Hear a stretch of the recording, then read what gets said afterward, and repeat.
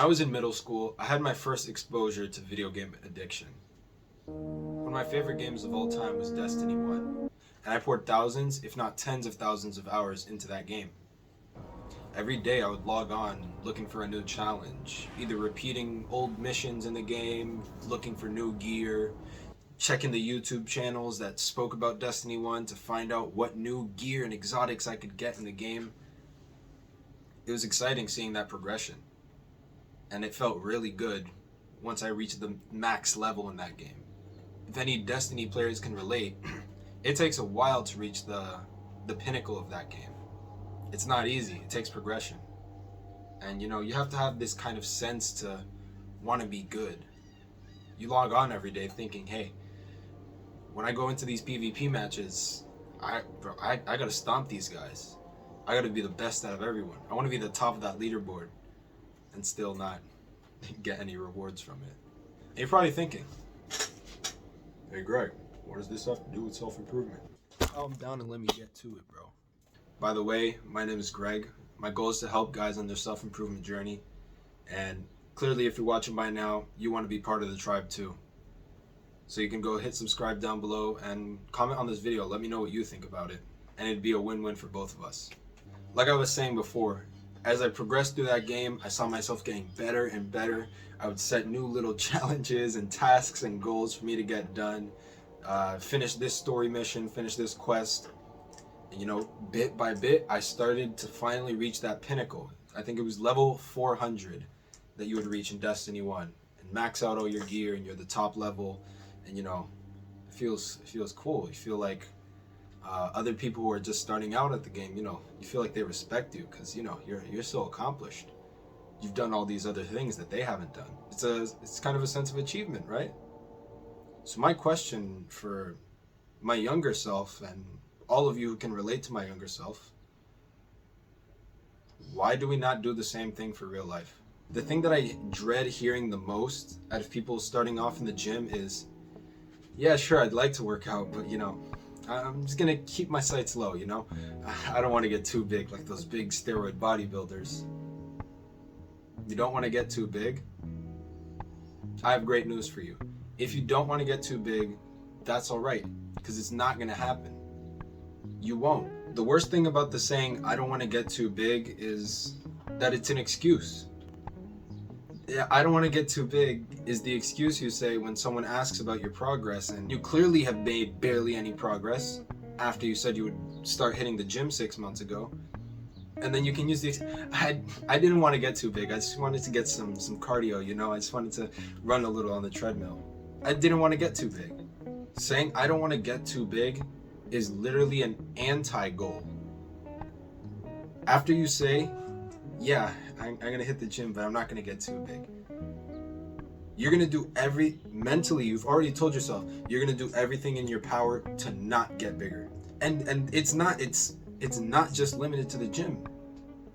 You'll hear people say, I don't want to get that rich, I don't want to make too much money. And there's a certain amount of money you need where you don't really need more. But by saying, I don't want to make too much, you're setting an anti-goal. Now, you're consciously going to do things that's going to stop you from reaching a certain level. You're going to do literally the opposite of the things that you need to do to make any money. For what it's worth, I'll give some people the benefit of the doubt. For some people, when they say I don't want to get too big, I guess they're probably envisioning a giant, what they call the big steroid bodybuilders, those massive, huge, bulked up dudes that you probably see either on the internet or maybe at your local gym. You're like, yeah, I don't want to look like that. That doesn't even look that good. What you don't realize about those guys is that they've been training for a decade or more. Their goal was to look like that. And they put in the amount of work that it takes to look like that. You saying I don't want to get too big, it's basically disrespectful to the people who put in the amount of work to look like that. You don't just wake up and by accident, oh man, I got huge. Now what do I do? It doesn't work like that. Let me give you an example.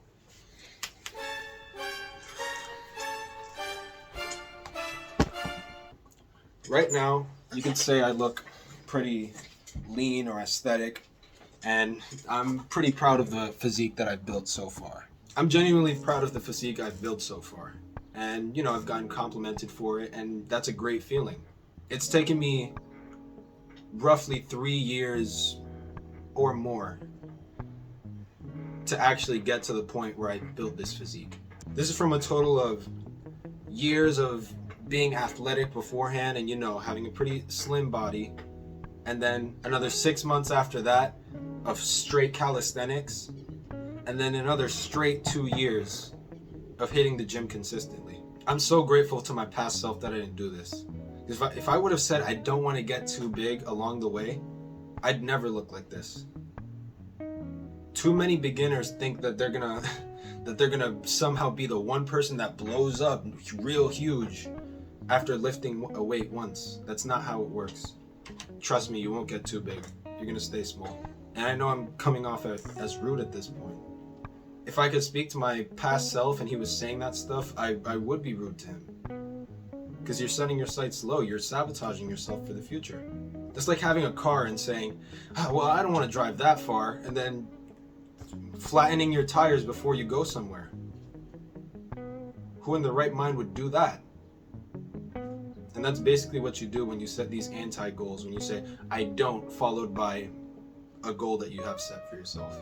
I know this sounds like a rant, but I know somebody needed to hear that. To any of the guys who are, the boys who watch this channel all the way through, if any of you are still watching and you find yourself telling yourself that, I want you to keep that in mind. Don't sabotage yourself. It's better to overshoot the goal than to set it too low, because then when you set it that low, you're going to sabotage yourself to where you're not even going to want to reach the goal because there's no incentive. Imagine if your goal is to make $1,000 a year. You're probably sure, there's zero incentive. There's people making $1,000 an hour. Why not shoot for that? Yeah, it's unreasonable. I want to reach 100,000 subscribers by the end of this year on this channel. We're at 4,000 right now. It's very unreasonable for me to hit that number statistically. Statistically, it makes no sense. But why wouldn't I overshoot? Because guess what? If I put in the amount of work that it takes to reach 100,000 subscribers by the end of this year, guess what? If I don't reach that goal, I really hammer in the work and I'm really trying. And I actually put in the work necessary, and guess what? We don't reach 100,000. But where would I finish? 50? 60? 80? Would you then say it wasn't worth it then? It's better. At the end of the day, guys, overshoot your goals. Stop setting these little crappy little goals that you don't have any incentive to reach. All right? That's everything for today. Winners win, losers lose. Go be a winner today.